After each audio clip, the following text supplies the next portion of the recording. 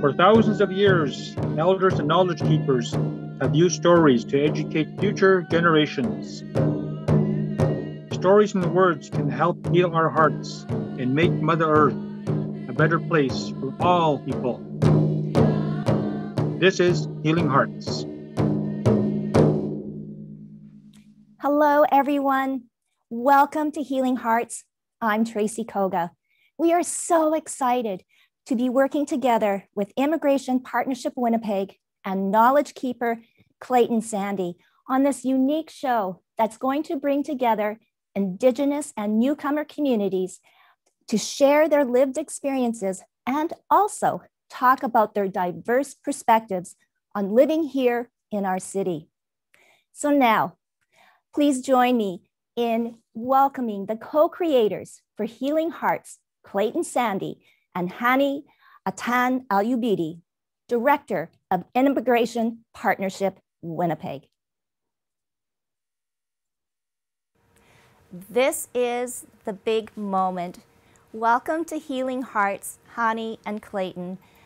It's been at least a couple of months of planning, and through the greatness of virtuality, we're here connected, but still apart.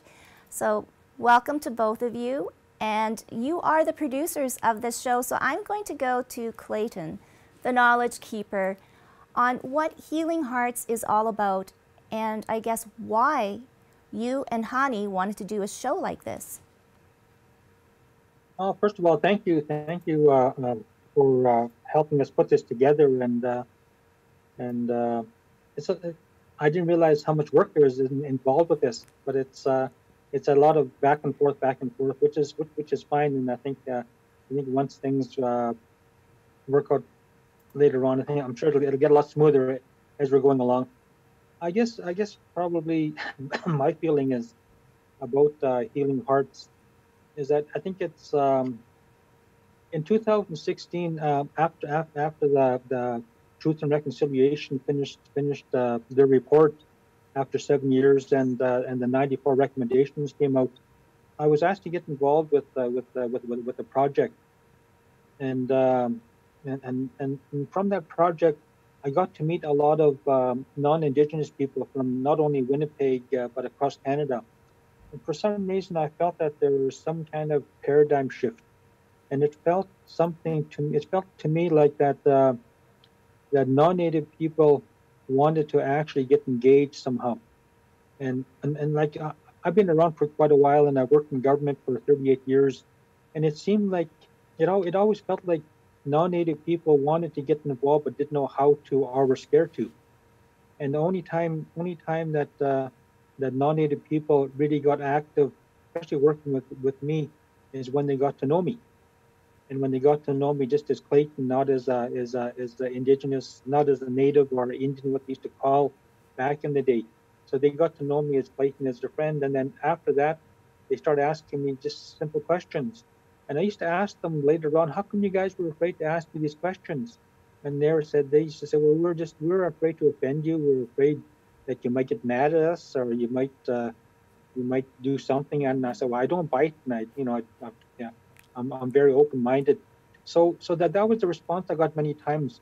But when we started working after the 94 calls to action came out, I found that people seemed to be sincere, and they actually wanted to. It felt like they wanted to roll up their sleeves and not just provide money or verbal support. They wanted to actually get active. And so I was on that journey for about 4 years. And I was quite surprised how many people I met across Canada. Probably maybe a couple of thousand for sure, and people that I become good friends with. And that's what I think I've always wanted people to get to know me just for who I am. And I remember one time I was doing a workshop in government, and I had a group of maybe 30 non-Native people. It was a cross-cultural course, and some guy asked a question. He said that this last couple of days, we talked about the Indian Act. We talked about Native people, we talked about Indian people, Native people, Indigenous people, Aboriginal people. What am I supposed to call you? He says, eh? And I said, why don't you call me Clayton? I said, and everybody had a good laugh, and it just seemed like that kind of just sort of brought the tone down, and it's like me, asking you, like, are you Scottish or Irish or German or whatever? I said, am I supposed to like call you, whatever like that? And I said, what's wrong with just using people's first names? I said, and so he kind of, yeah, he had a good he had a, he accepted that, but it just seemed like um there's just so much information out there, and so much information about, I guess, maybe even the truth.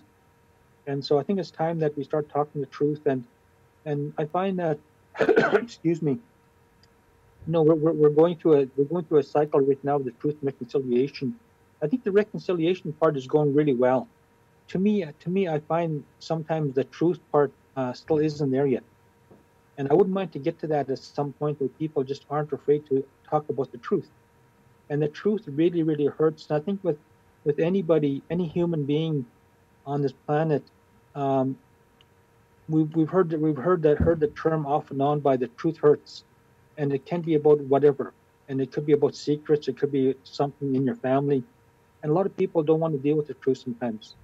And then when it comes to Indigenous issues, because there's so much negativity out there, people just aren't afraid to ask those tough questions and deal with the truth. So I'm hoping Healing Hearts will be a program where people will speak from the heart, and people will realize and understand that that's part of what, that's all we want. We want to deal with the truth. We're tired of dealing with bureaucracy. We're tired of dealing with unknowns. We're tired of dealing with myths about our people. We're tired about a number of different things, but why don't we just sit down and become friends and talk about the truth? And the truth will hurt at times, but I think once we get beyond that, we could probably do a lot of more work together. I've Oh, always told people, in the past maybe 4 or 5 years, that the last census that was done in Winnipeg, and it said that Winnipeg has 94,000 Indigenous people living within the perimeter. And I've done a lot of work with this, with some of the drop-in places on Main Street, like Main Street Project, especially Salvation Army. But when I've looked at their annual reports and looked at the numbers, it seemed like the numbers for the Indigenous people that were utilizing services, are utilizing shelters. It seemed like it was only like around 2,000. So if we only have like maybe 2,000, or yeah, around 2,000 of our people using the shelters, or being observed on Main Street or Portage Avenue, where's the other 90,000 Indigenous people in Winnipeg? And people never ask about that. They always concentrate on what they see on Main Street or in the newspaper or on TV, and that's always the worst of the worst all the time. So I wish people would realize that again, that Winnipeg is known as the largest reserve in Canada. It's always been known that because of our population. So I wish people would start asking questions about the professional people. Like, I've been in Winnipeg 45 years now, and I'm always proud when I've traveled to the national level to say that, I love Winnipeg, and I love living here because there's so many Indigenous people. I can go anywhere in Winnipeg and I can probably run into an Indigenous person, and it makes me feel good like that. And then also too, our people are all over the place. Like, we live in every part of Winnipeg, and a lot of people don't know that. And so those are the kind of things that I think that Healing Hearts would be about. And I know that a lot of the non-native people that I've worked with over the last maybe 15, 20 years have really became aware of the real issues that have happened to our people, the real history, the real cycles, the issues around residential schools, the Indian Act, you name it, and especially the policies.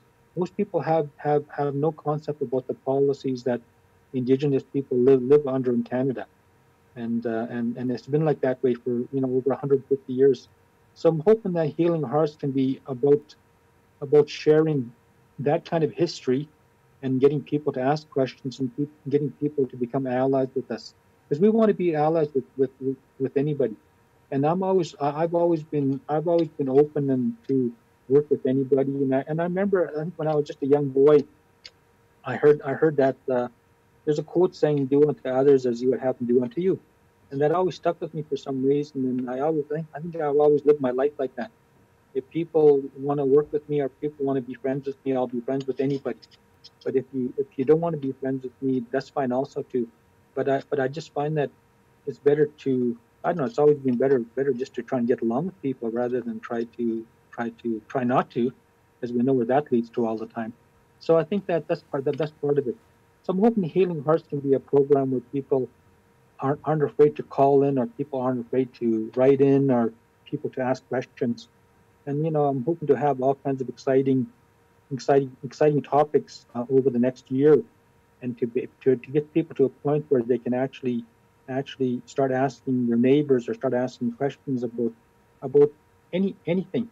And I find that in my time in government, there's a lot of myths about Indigenous people, and especially in some of the offices I worked in, and people never took the time to ask about those myths, if they're true or not, and because they're scared to ask me. So I'm hoping that people aren't afraid to ask us questions. And Winnipeg, I always say, has probably the best role models in Canada. And I find that we probably have the smartest Indigenous people in Canada. And I've gotten flack saying that in different provinces, but I just think that it's true. Anyways, but yeah, so I'm hoping that the Healing Heart can open up some minds and some hearts, and to start getting people knowing about us and not being afraid of us, and not being afraid to ask us questions. And of course, everything we're doing is talking about, we're saying words, and I've always known that words can be used so terrible amongst each other. And I think all of us have been probably lied to at one time in our lives. We've probably been called down one time in our life. We've probably been in terrible, working or business relationships or personal relationships, and we know how words hurt. So I'm hoping by using good words and kind words that people can start changing that, and start looking at the way we communicate. So that's what Healing Heart is all about to me. So I'm hoping that with myself and Hani as a colleague and a friend, that we can actually start getting the word out. So the next generations, like my kids and my grandkids, don't have to worry about the issues that are so negative all the time. So that's what Healing Hearts is about to me. Thank you. Thank you so much, Clayton. And I know that this project is so close and dear to your heart. So I'm now going to talk to Hani. Hani, first and foremost, let's talk about the Immigration Partnership Winnipeg, the organization that you're director of. Tell us more on what this organization does and how it has really grown, especially since COVID, since this pandemic and isolation, for newcomers and immigrants in our city.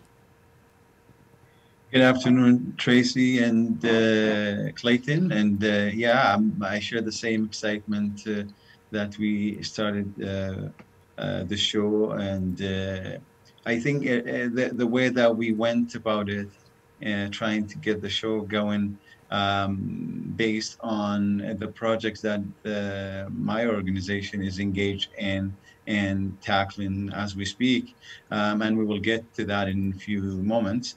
But I just want to say that the analogy of getting back and forth, trying to get this show going is very much, it's a similar process when you want to build relationship through reconciliation efforts or just relationship with anyone in the society. It's a back and forth. It is reaching out and you're being reached by others and so on and so forth. And that's really what we're trying to achieve here, is just establish the process, the space for relationships to be built, and then the healing heart in itself. It's just part of that process. It's going to happen for different individuals at different steps on that path. So it depends on where we are and where we're at in terms of reconciliation or relationship building. As a newcomer, as an immigrant myself, before talking as a director of an organization or managing a project, I'm an individual, I'm a human being, and I feel like I think we can connect on that level. We can connect and build relationships at the level of being human, being a person, an individual, a family member. And I think we all share the pain of exclusion or discrimination or being marginalized.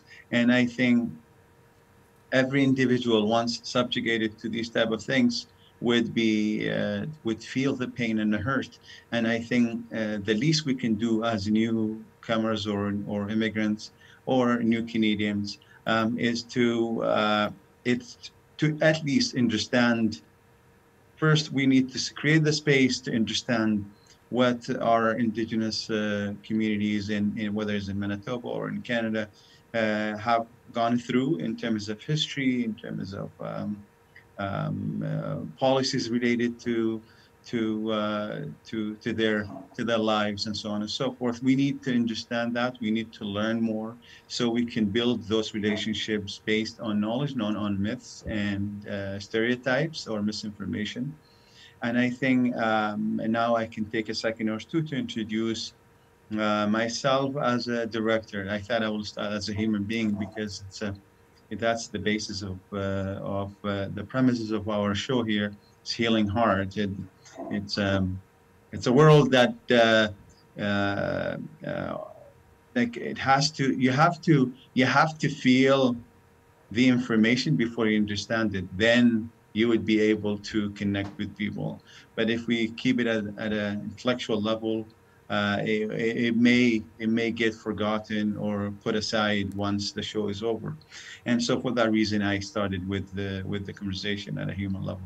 But if I now talk as a professional, I would say, so as a director of Immigration Partnership Winnipeg, which is an organization that is mandated to identify gaps and barriers in the settlement and the integration processes for newcomers here in Winnipeg. And our job is to collectively engage stakeholders and key partners to tackle those barriers and gaps through community-based solutions. And I think one of the areas or the gaps that we identified is the gap that existed between newcomers and Indigenous communities in Winnipeg. And this gap that existed really just because lack of orientation, lack of proper information, and lots of stereotypes and myths around Indigenous population and Indigenous peoples and cultures in Winnipeg. So newcomers build and create their opinions based on these type of premises, and that led to that gap. And so our job is to really to bridge that gap and find out what contributed to it. And for that purpose, we have engaged the community in finding solution to bridge that gap. And one of the tools that we are trying to create to tackle this problem is to create a space for proper information, Indigenous-led orientation to be provided to newcomers upon arrivals so they get educated and oriented on Indigenous cultures and traditions. We put an end to this vicious cycle of misunderstanding. And so that gap would not exist.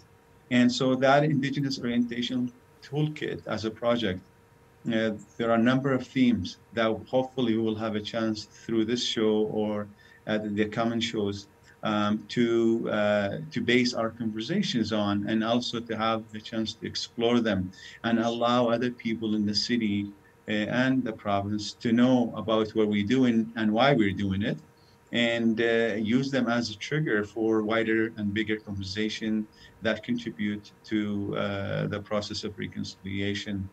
And so our organization is as an indirect client service organization dealing with policies and programs related to settlement integration processes, as I said.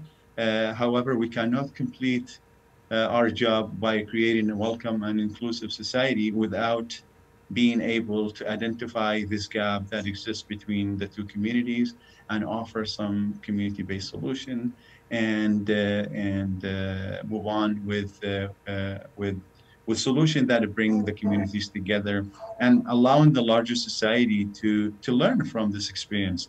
And so I am very hopeful that we will engage wider audience in this conversation. And as Clayton mentioned, people who are either hesitant to ask difficult questions or not knowing how to ask the questions, I really truly welcome them to try at least identify those areas of concerns or areas that need to be highlighted, and we will do our best from our perspective as indirect service providers, but also as a human beings, as a newcomers, as whatever you want to call it, residents of this city, residents of this country, citizens of this country, to answer those concerns, questions from the heart. So do not expect philosophical, intellectual answers to those, even though we're capable of providing those type of answers, but we would want to engage from the heart to the heart. Thank you. Well, thank you, Hani. And yes, people are watching this live on Facebook, and we are encouraging everyone to use the chat room and to ask your questions, and to also invite guests to welcome on the show to ask questions to our guests. I'm going to throw it now to Clayton. Just to wrap things up briefly, Clayton and Hani, a big part of the show is sharing your lived experience. And I know I learn so much when someone shares their story. This is going to be a place where people can share their stories. So Clayton, briefly, if you want to share your own lived experience in hopes that it might open doors for others to come forward. Great, thank you very much. Thank you, Hani, also too. Yeah, I think that like I said, I've lived in Winnipeg 45 years now, and I've worked in government for 38 years. But I found that probably the last maybe 25 years when I finally felt comfortable in government to start sharing who I am or who I was when a time that I felt that it changed me in a way where basically I started to feel comfortable about who I am and what I had to contribute. But the difficult part on that journey was that to deal with the issues that I had lived when as a young boy. You know, both of my parents are residential school survivors. 6 of my siblings are, and some of us were part of the 60s school. And I've lived off reserve all my life, and we lived either on army bases or we lived mostly in Brandon. But racism was bad all the way growing up, and I'm always kind of surprised, and a lot of my close friends are surprised how I've gotten over that, and how I've gotten over being treated like dirt most of my life, and being called down, and how I can still reach out to people and try to become friends.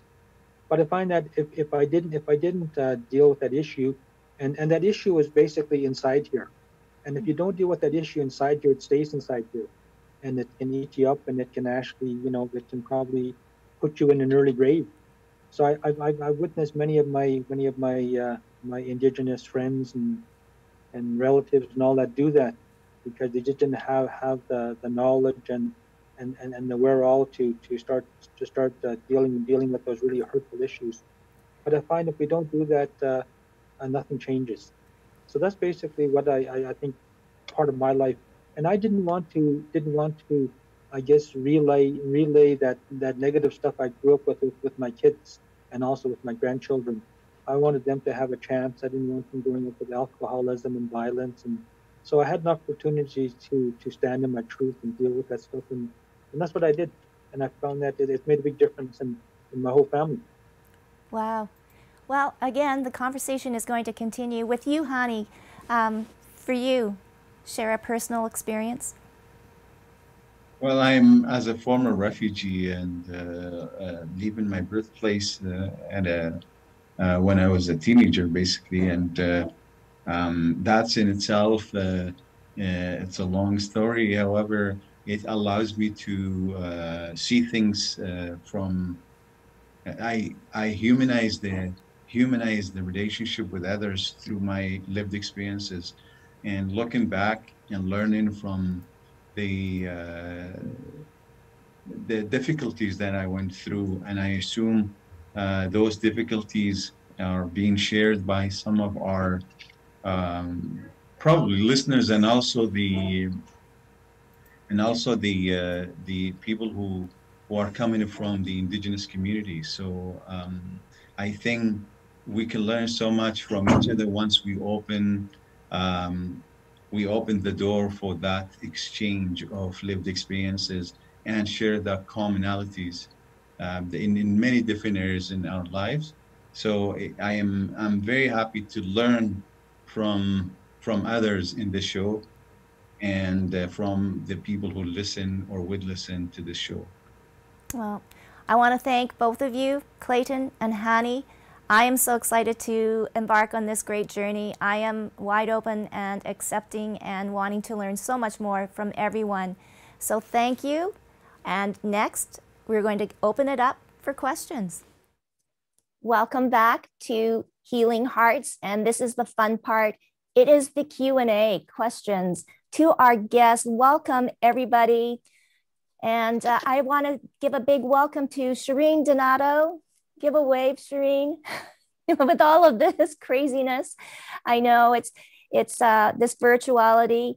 Very nice to have you. Shireen Donato, she represents Mosaic, and she's the Director of Family Programs. And once again, welcome back, Hani and Clayton. Thank you so much for that great conversation. It's really setting the tone. And I believe Jamie is joining us. And we have some other people in the conversation too as well. So welcome everybody. Now you might be muted, so please unmute yourselves so we can hear your voices, your lovely voices. So can you hear me? Yes, I can. Okay, good. Okay, thanks. So I guess I'll start off by talking with Shireen, because Shireen, you're going to bring a new perspective or a different perspective to what this program will be. There's Jamie. Welcome, Jamie. So Shireen, first of all, tell us a little bit about your background and what you do here in the city. Sure. Thanks, Tracy. I'm really happy to be here. Thank you so much for inviting me. Really honored. So I work in settlement. I've been in the settlement sector for over 20 years. I don't want to date myself, but I come from an immigrant family, of course, and I've worked at numerous organizations. Most recently, I'm working at Mosaic, Newcomer Family Resource Network. Yeah. So you get to see an awful lot of people coming in through your doors. I wanted to ask you, I guess, Shireen, too, what are some of the things that the newcomers are really looking for? I mean, obviously they're coming to a new city for a new way of life, but I guess let's start with some of the hardships and some of the things that they really need as basic needs. So I think that's a great question, because when people talk about settlement and the services that we provide, we do focus on those basic immediate needs. Settlement means a roof over your head and your kids in school and daycares and so on. I feel that in settlement, we have this unique role as the people that welcome newcomers, because a big part of our job is also about integration and understanding this new society and milieu that you live in. And I feel like that piece of settlement, again, we play a really unique role. It's an amazing opportunity for us to start talking about Indigenous peoples, about the first peoples of the land, about whose land we're on. And I found in my work that newcomers uniformly are really interested in land, and they very much understand the connection to a place, the idea of belonging, and of displacement. And so there's so many important conversations that we have to have at the front end of that settlement journey. So it is those practical things that need to happen, but also because I think our society is actually redefining as we move along what it means to be Canadian. You know, I think settlement used to be very cookie cutter, Canadian, white, mainstream kind of ideas of what Canada is. That is being redefined, and as settlement workers, we have to be in on that and make sure that we're talking about the full of Canadian society, which is Indigenous peoples and settlers and the rest of us. It's so true. I want to go to another guest here on the panel. Ramola, could you give a wave? Nice to meet you. And I know that you have a question here. Do you want to ask that question, Ramola? Well, pleasure to meet you, and a pleasure to see Clayton here again, and Hani, who I just met a little while ago. And Shireen, thanks for your comments, and hi, Jamie. I think it's a wonderful initiative, this effort to join people really at the level of heartfelt connection. Mm-hmm. It's, you know, as a long-time immigrant to Canada, I feel that the bridging between Indigenous peoples and the so-called visible minority community has been extremely strained over the years. And I think a lot of government programs have contributed to misunderstandings and misalignment of trust. And so I think what you are doing today is like really a great goodwill gesture of trust and relationship building, where we realize our commonalities. And of course, as you've already said, it is so critically important for all of us to acknowledge that we're on the lands of the first peoples of this continent, and then to take our rightful places with them. And of course, I think this could be inspirational for the earlier settlers as well, because some of them have had a hard time understanding that. And perhaps, Shireen, you said that in the context of perhaps newer immigrants are conscious of our loss of land and our loss of rootedness. And yeah, I think Indigenous peoples can offer us a way of feeling grounded again in our new spaces. Yeah, thank you. No, well, thank you. We're going to get you back in the conversation. Hani, there's a question here. What do you think newcomers and Indigenous communities share as common experiences? Can you share about the first time that you went to a reserve with the staff from Welcome Place? And I mean, beyond racism and discrimination, the strengths in your approaches to build a better world. Good evening, everyone, and very good to see all familiar faces. I feel at home, and I feel this is it put things into perspective. Speaking from the heart, and our show is it's healing hearts, and I feel like I am in the right place. And so I thought to start with these few words, and also I am very glad that this idea turned into an actual work and brought people together. And I'm hoping that this would grow to include people who have questions related to further curiosity, whether it's related to specific experiences that related to their own life, or through their work, or someone just threw a word or two through a random conversation, and we keep the momentum going. With respect to the question, and I salute the person who asked this question, that took me back a few years, and I think specifically is around 2007. So I was younger and sharper probably then, and I was more curious, but less knowledgeable for sure about Indigenous cultures and traditions and so on and so forth. And I guess it's a journey that got enriched throughout the process of curiosity and positive curiosity without assumptions or negative stereotypical based type of information.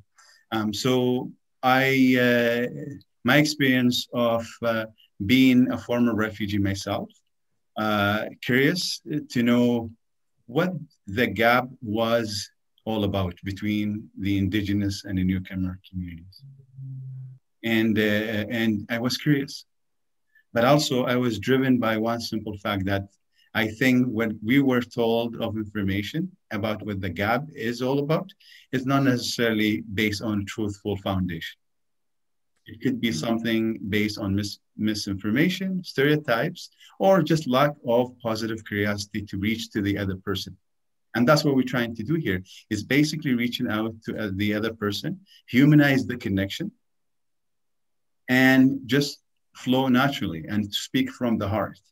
And leave your judgment, park your judgment to the side, and just allow yourself to flow with that positive curiosity. So that was my motivation. And I actually, it was a journey. The experience was incredibly powerful. It was transformative in terms of change. And it's not necessarily for me only. We took two people who were newcomers or newcomers or new residents in Winnipeg. And we went to a place called Reserve, and we didn't know what the reserves were. I read about them, but I never been on a reserve before.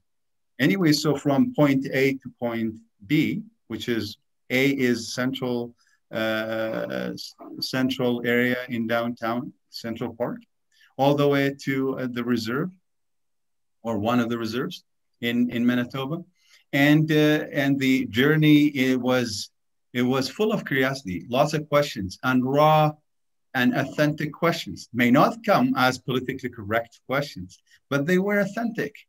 And we were patient enough to create a space for those questions to exist. And we went with the flow. And so we got to the reserve.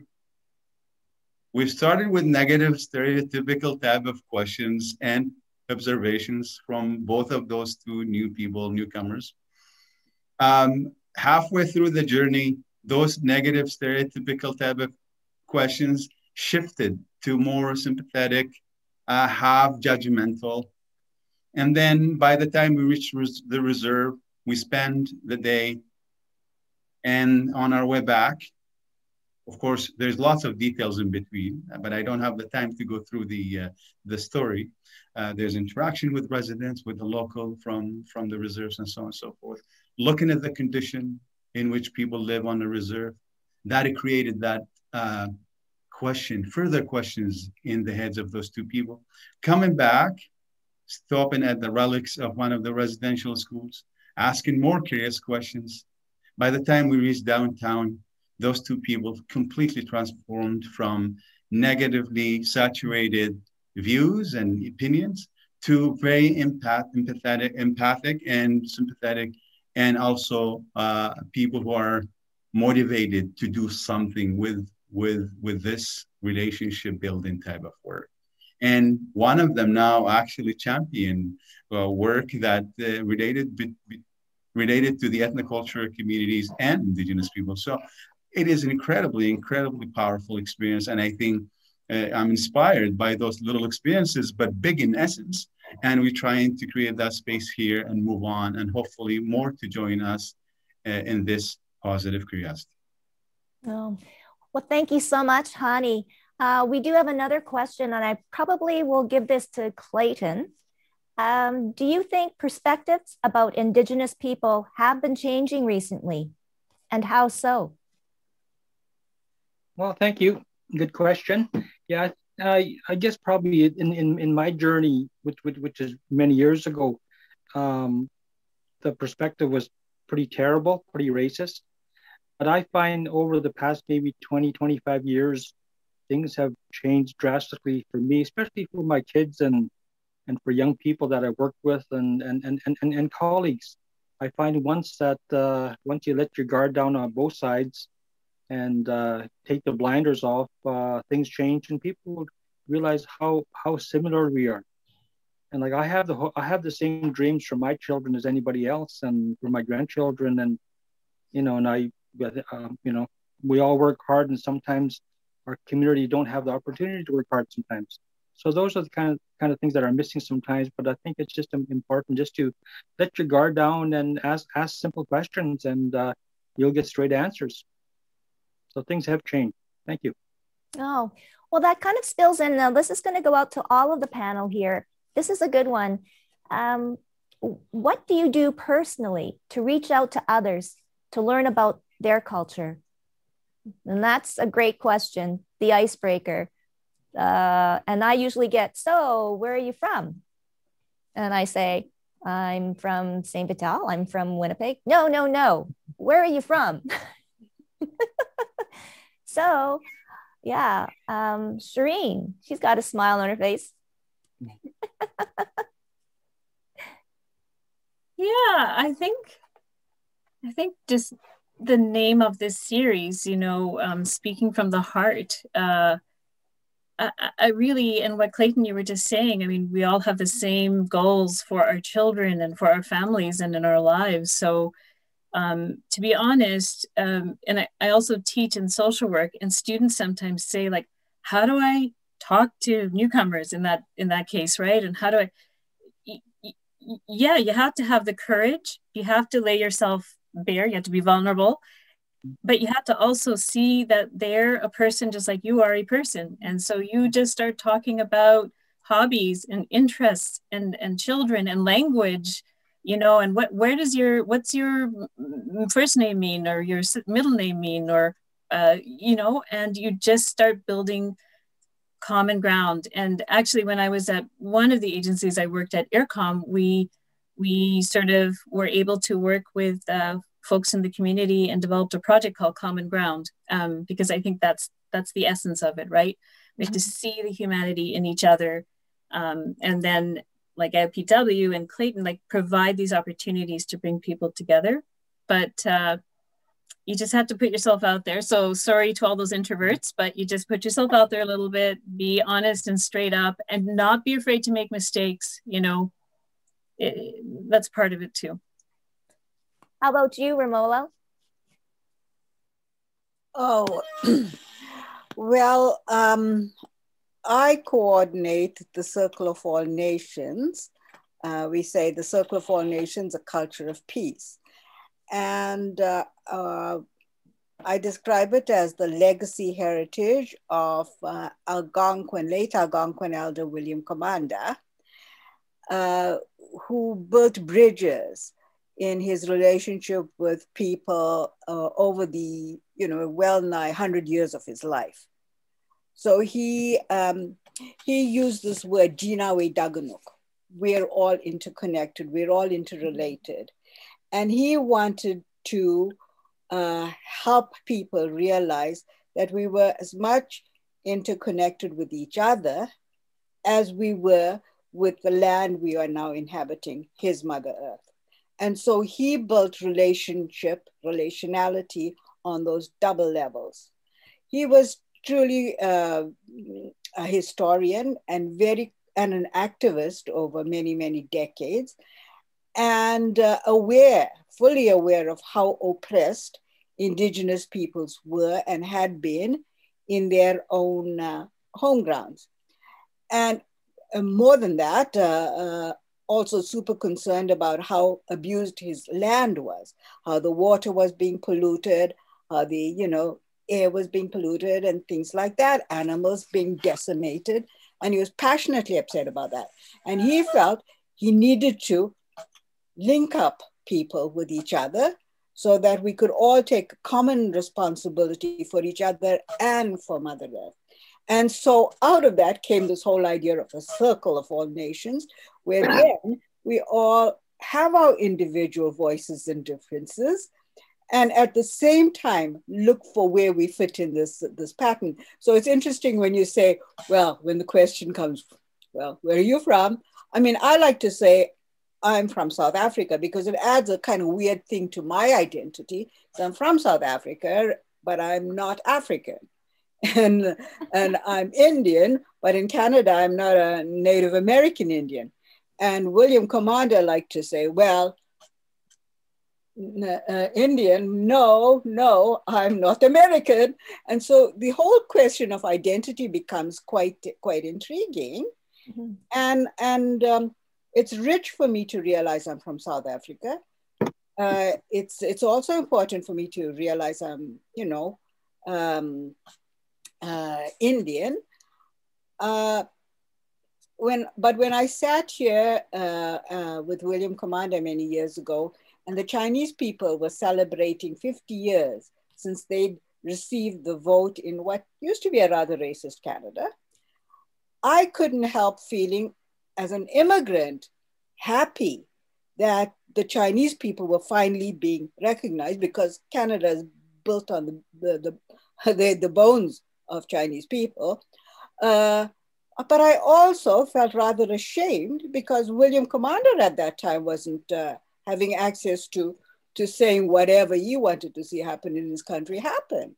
So, we've got a mixed heritage here that we have to work very hard to heal. And I think it's great that you guys are taking this initiative to air the discussions. And then, so this in a small way with my circle work is how I try to do the bridging and the sharing. And because I'm, of course, advocating in part because of William Commander, I tend to become a bit activist in my tone. I don't always mean to do that, but it is kind of like a bit of a responsibility, particularly because I come from working in the criminal justice system. And even though Clayton seems to see improvement in the relationships, with Indigenous peoples, by and large, I think Indigenous people are not occupying their rightful place in this land, and they're dealing with a hell of a lot of isolation and racism. And so while there are definitely the strong and powerful and inspirational voices, there's a lot of struggle too. So we got to change that. Well, and hopefully we can start it here. You know what? And I do have another question, I believe, from for Hani from Joe Thompson. I guess I can say names too as well. Does anybody have anything to add? Because it was directed to the whole panel. Nothing from you, Clayton? Yeah. Yeah, I think mine was a bit different because I like to eat. So a lot of the immigrant people that I met, now I like Filipino food, East Indian food, Chinese food. I like all kinds of food. So that was a big part of my journey, was enjoying the food, and the food always brings people together in a really good way. Thanks. Yes, no doubt. So Hani, this one's for you. Why is it so important to be a leader and partner with our community, personally and professionally? So big hi to Joe. And this is a great question. I love Joe, obviously, and he's a great guy. So on a personal level, I guess it goes back to the very same title of the show, is speaking from the heart healing and all of that. As a person, I would not be truthful to myself if I don't understand my position in the society authentically. And authentically means I have to connect with my own self, and myself drives me to be a pure human, where I connect with those who struggle to be recognized as human beings. So that will drive me naturally to the people who are marginalized and saying, look, you bigger society, we exist, we have needs, we have things that we want to be recognized for. We need to be given a space to exist, to flourish, to cherish our values, our culture, and so on and so forth.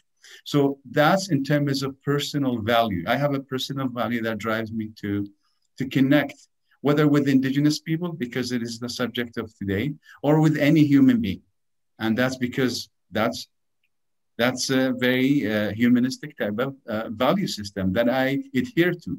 So that's number one, on a personal level. In terms of being a leader and do the work that we do on a professional level, I think there's no divorcing point here in between the two. If you do not have a good value system that fuel your life and charge up your energy to go out into the world and look into ways to connect with others based on your own value system, you would not succeed in your own professional role.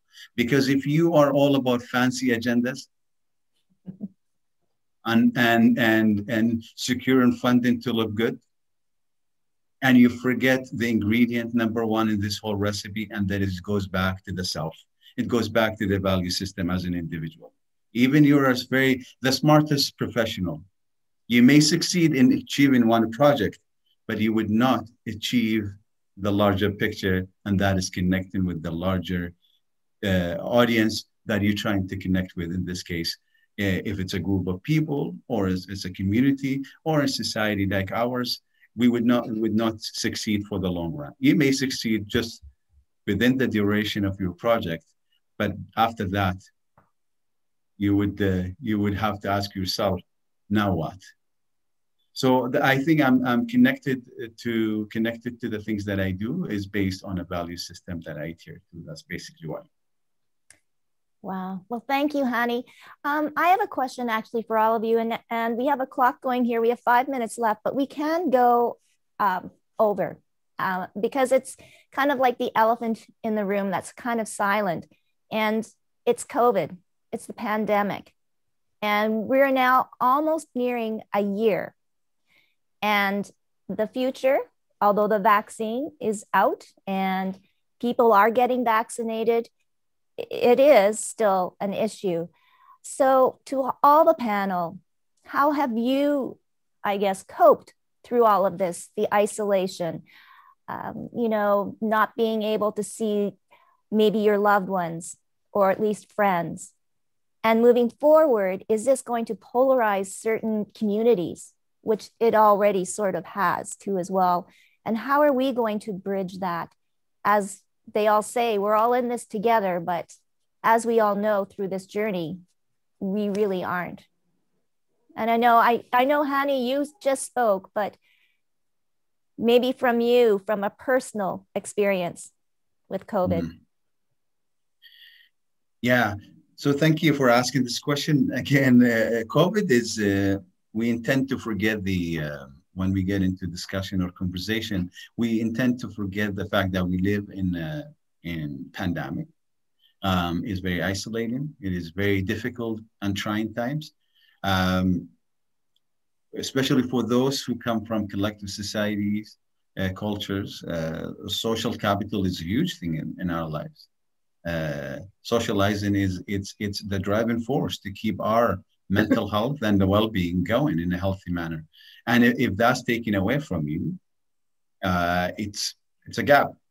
We're talking about bridging gap. This is one personal gap that exists. It needs to be looked after, and not everyone can bridge those gaps in these situations, in this specific situation that we're speaking about.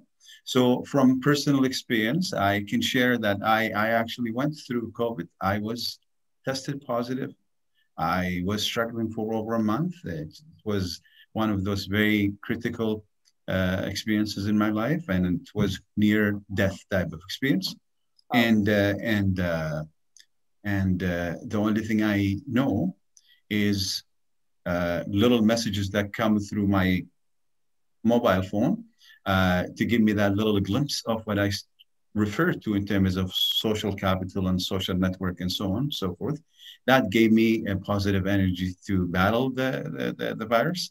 And I came out of it. And I really truly appreciate the people that were there for me in terms of little messages popping up in my phone. As I said, with whatever energy left with me, I still reach out to the phone and look from time to time to see who thought of me and who said what, and to give me that energy. And sure enough, messages kept coming. Sometimes it took me a day or two to get back to them, and sometimes it took me longer. But still, it meant a lot. So what is that telling us? That's telling us exactly, bring us again to full circle. Goes back to the very same essence and the purpose of the show. We're trying to reach to one another, but it has to come from the heart. And the reason is COVID taught me one thing, and probably, hopefully, it's helpful to others in terms of when you become vulnerable and in a weak position, you forget about all other things in life except for what matters, except for the fundamental things in your life. And you connect with the people that understand these type of things. Yeah. And the only healing part, the only healing component in this journey is when you connect with people that understand these type of things. And then that's where the positive energy comes in. And so we're trying to build exactly the same thing here by creating a conversation, connecting with the people based on these fundamentals. And once we connect, I'm very sure our circle will widen and become bigger and bigger. So yes, COVID it's big and huge in terms of impact, but I think there are lots of lessons to learn from COVID. Well, thank you. And I'm going to go to Clayton. Clayton, because the Indigenous community has been hit very hard, you know, and part in case because of the living conditions and everything like that. I mean, how is the community coming back and fighting back? It has been a tough road. Well, I guess maybe I'll just share just something that happened in my community, Sioux Valley, Dakota First Nation. About maybe 3 months ago, it made me had mixed feelings. Sioux Valley was one of the reserves that was having a lot of suicides, or young people were committing suicides, and the community reached out to the federal and provincial government for support, and it really made me think about what what could I do and could I make a difference. And of course, the reserve was locked down. But when the phone calls I'd make back and the texts I'd make back to the reserve was that the young people were tired of not doing anything, not being able to go to sweat lodges or powwows or visit each other, and then of course drugs and alcohol got involved. And then so we're getting out of it now. I think that the cases have really come down quite a bit in my community, and we're slowly moving forward in life, and we're I think they're doing a lot more with trying to get young people more active. And that was the thing that if we don't get active, we just wound up doing nothing. What is done for me was that it's taught me how to write more. So I have a book there, and I've been doing a lot of journaling, and it's something that I hadn't been doing much in the past, but over the last year I filled up 2 books already just on different things that I've done, and dreams and stories and stuff like that. So it's helped me journal. And it's also too, I'm really good at Zoom now, and Blue Jeans and Skyping. And Okay, Clayton. Obviously, you've thrived through all of this. I'm going to go to Shireen. Maybe taking kind of the perspective from newcomers. I can't imagine coming to Winnipeg and so thrilled and excited and full of energy because I'm going to start a new life, and then boom, everything's a lockdown and you have nobody, nothing. It has to be quite a shock for newcomers during this pandemic. Yeah, that's it. When in March of 2020, I was working at IRCOM, which is residential housing for those very brand new to Canada. So what happened was some families had just moved in and everything was shutting down around them. As all the borders were closing, a few families arrived into a complete chaotic environment in that, okay, they had housing, which is good, but we were trying to get into how much do we do virtually? We still have to do some things in person. We were so frightened of the pandemic, and we were adapting our programming and so on so they could get the supports they needed, but there was so much so much added stress. And there was a lot of disconnection of families because some people were just expecting their uncle, their father, their mother to arrive.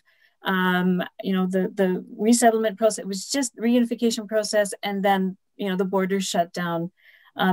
So there was all of that hardship, and then being in this land of lots of promise and yet so many difficulties to just finding out what's happening and where to get information and so on. I think the settlement sector did a decent job of turning things quickly around and helping connect families. The thing I learned from families, most of the families that come are refugee families, is resilience. So in fact, many of the lessons I learned came from those families, because boy, did they know how to deal with a lockdown, how to deal with a crisis, how to understand when the streets are empty, what to do. One might have thought that the children would be bouncing around the hallways as they normally are in joyful times. Honestly, everyone had their kids in. They really knew about this idea. For better or for worse, they knew how to keep families safe. So I would say I learned a lot about resilience and endurance and thriving in difficult times. And I think for myself, I just had an experience where my partner had to go to hospital for emergency surgery 2 weeks ago.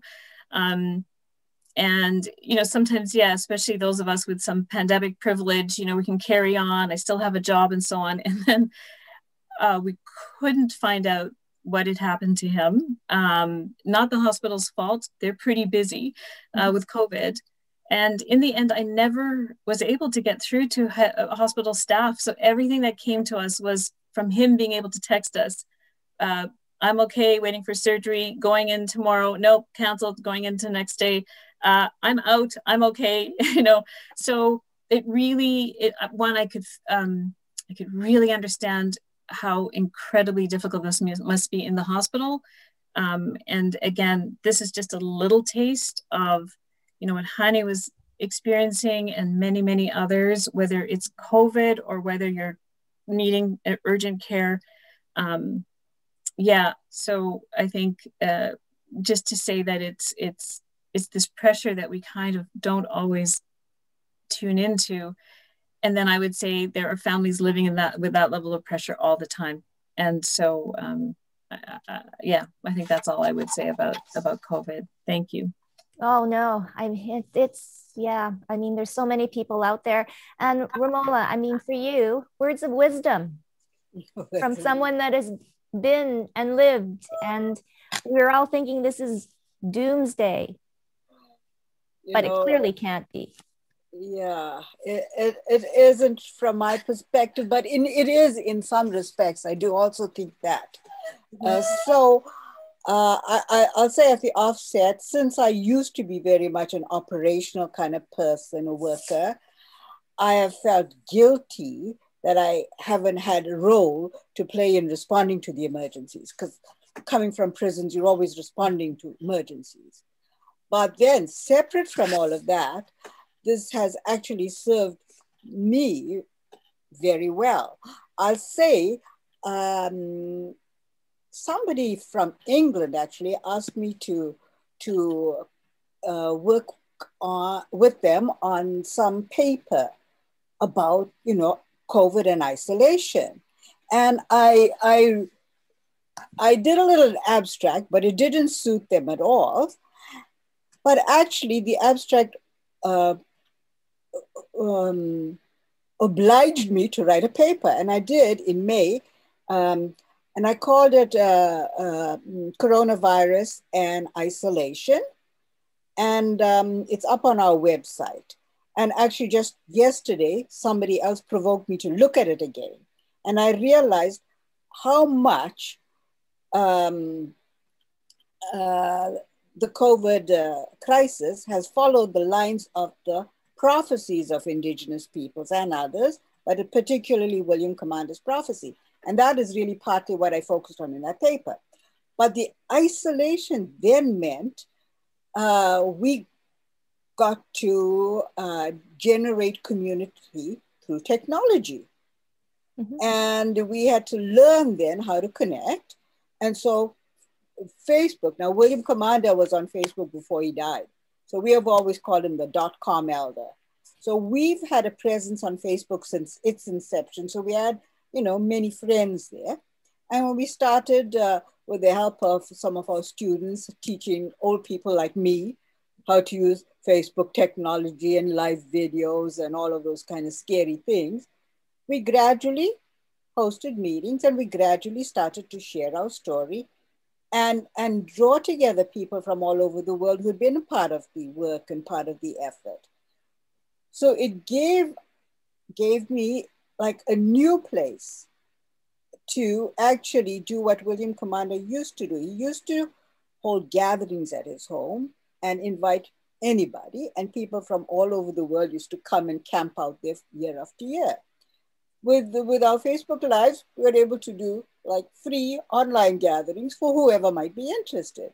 So we kept a certain theme of our work going. And then Clayton participated just like last week, a couple of weeks ago, in a session where really we had people who were just like hopping in wanting to chat because people want to create that community. So, you know, COVID has released that opportunity as much as probably there are a lot of negative things as well. But we're focusing on where the technology, the communication, and the social values can all interlink to help move us forward.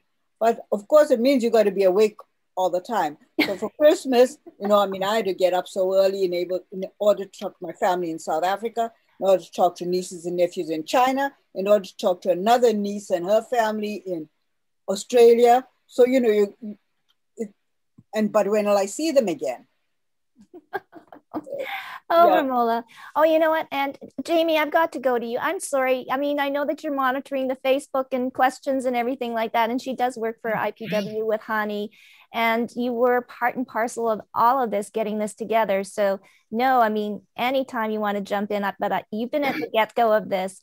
And, you know, let's talk about maybe your thoughts and feelings up tonight as we close this and moving forward with all of these different stories and messages. It's very inspiring. And from the comments too, it's been great. Yeah, thank you, Tracy. I've just been keeping an eye on the Facebook throughout this whole thing and making sure that we have everything sorted through. You're doing great with making sure that all of the questions are answered. I guess just the one thing that I would want to say is that I'm really happy with how this has turned out and everyone sharing your wonderful opinions and stories. And I think it's a really positive step towards the future. If I were to comment on COVID and just everything that's been happening over the past year, I guess what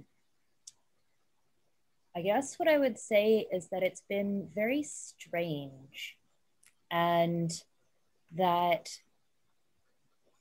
there's been so many difficulties for so many different communities, and the isolation and being scary and everything changing and all of the struggles of trying to figure out how we can adapt.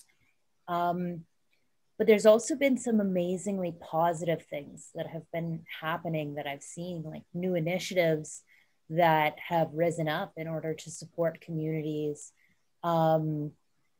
new connections that are being made, mostly digitally, but new connections that are being made where people are wanting to get to know each other better and wanting to have that personal, person-to-person human contact. It's really helped a lot of people to appreciate other people and what we do and learn and know from being in contact with each other. And it's really raised a lot of awareness about mental health, and it's almost in a lot of ways made it okay for people to be able to say, I'm not okay and I need help and I need to talk to somebody and I need to just feel a connection with somebody. And that's, yeah, I think out of all of the terrible things that have been happening, that there's been a lot of wonderful things too. And it's just, it's interesting how the world tries to balance no matter what is happening. Well, thank you so much, Jamie. Yes, mental health is so, so important. And that will all bring us together too as well. But I want to wrap things up by thanking all of you, Hani, Clayton, Shireen, Ramola, Jamie, for joining us on our very first episode. I am very excited to continue on this journey. I invite all of you to join us on March 10th when we'll have Dennis Whitebird and Dr. Art Mickey as speakers, and again, an engaging conversation. Thank you so much for watching. Thank you to Immigration Partnership Winnipeg and Knowledge Keeper Clayton Sandy. It's been an honor, and we will see you next time on Healing Hearts.